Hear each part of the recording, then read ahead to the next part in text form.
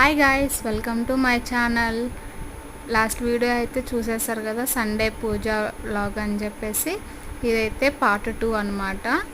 ఆ రోజు అలా ముగ్గేసేసుకొని గడప పూజ చేసేసుకొని, ఇది ఎంట్రన్స్ గేట్. ఇది ఏనుగు హెడ్ ఉంటుంది కదా, అది తొండం అనమాట పట్టుకోవడానికి. అది బాగుంది, హ్యాండిల్ లాగా. పూజ చేసుకునేటప్పుడు నేను ప్రతిసారి అక్కడ పువ్వు పెట్టేసి డోర్ డెకరేషన్ చేసేసుకుంటాను. ఇదైతే మా పూజా రూము.